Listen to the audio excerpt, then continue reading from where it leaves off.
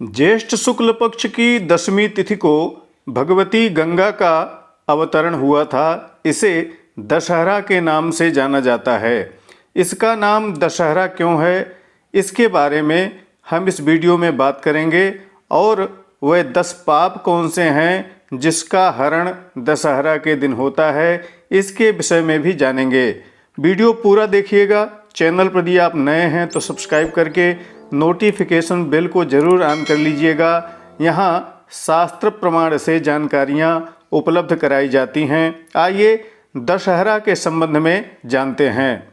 10 विध पापों को हरण करने से इसका नाम दशहरा पड़ा तथा इस दिन विशिष्ट 10 योग भी बनते हैं जो कि 10 विध पापों का शमन करते हैं। ज्येष्ठ मास शिते पक्षे दशम्याम बुधहस्तयोः व्यतिपाते गरानंदे कन्या चंद्रे वृषे रवौ। अर्थात ज्येष्ठ का महीना, 10वीं तिथि, बुधवार दिन, हस्त नक्षत्र, व्यतिपात योग, गरकरण, आनंद योग, कन्या राशिगत चंद्रमा तथा वृष राशिगत सूर्य, ये दशहरा के 10 योग कहे गए हैं। दशहरा के दिन ये 10 योग विशिष्ट योग बनाते हैं। इस योग में गंगा स्नान करने से, दशहरा का व्रत करने से, गंगा पूजन करने से 10 प्रकार के पापों का शमन होता है। 3 प्रकार के शारीरिक पाप, 4 प्रकार के वाचिक पाप तथा 3 प्रकार के मानसिक पापों का शमन दशहरा के दिन गंगा स्नान, गंगा पूजन, गंगा स्तोत्र का पाठ तथा दशहरा के व्रत से हो जाते हैं।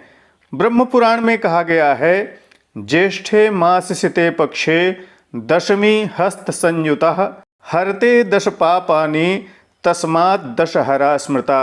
अर्थात ज्येष्ठ मास शुक्ल पक्ष की हस्त नक्षत्र युक्त 10वीं 10 विध पापों का शमन करती है, इसलिए इसका नाम दशहरा है। अब हम 10 पापों के बारे में जानेंगे कि वे 10 पाप हैं कौन जिनका शमन होता है। पारुष्यमनृतं चैव पैशून्यं चापि सर्वतः असंबद्ध प्रलापं च वाङ्मयं स्यात् चतुर्विधम्। कठोर वचन बोलना, असत्य बोलना, दूसरे की निंदा करना तथा कभी कुछ कहना, ये 4 पाप वाणी द्वारा कहे गए हैं। अदत्ता नामुपादानम हिंसा चैवा विधानतः परदारोप सेवा च कायिकम त्रिविधम मतम।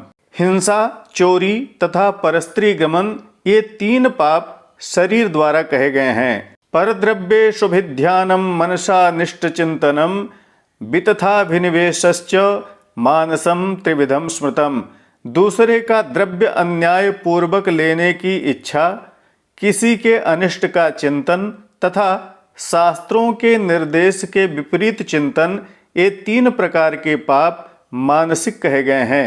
इस तरह 4 पाप वाणी के द्वारा, 3 पाप शरीर के द्वारा तथा 3 पाप मन के द्वारा, कुल मिलाकर यही 10 पाप कहे गए हैं जिनका दशहरा का व्रत, गंगा स्नान, गंगा स्तोत्र पाठ, गंगा पूजन आदि करने से शमन हो जाता है।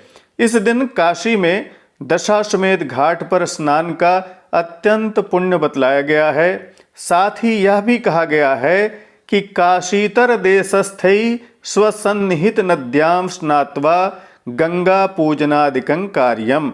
अर्थात काशी के लोग दशाश्वमेध स्नान करें और जो अन्य देश प्रदेश के लोग हैं वह अपने समीप की नदी में स्नान करके गंगा पूजनादि कार्य कर लें। इससे यह भी स्पष्ट होता है कि यदि आप काशी से बाहर कहीं निवास करते हैं तो आपको चिंता करने की, भाग दौड़ करने की आवश्यकता नहीं है। आपके समीप जो भी नदी हो उसी में गंगा का चिंतन करते हुए स्नान करें और उसी का गंगा रूप में पूजन कर लें। आशा है यह वीडियो आप सबके लिए उपयोगी होगी। प्रामाणिक व्रत पर्व त्योहार, ज्योतिष, वास्तु तथा ग्रह बाधा निवारण संबंधी जानकारियों के लिए बने रहें हमारे साथ। नमस्कार। जय विश्वनाथ।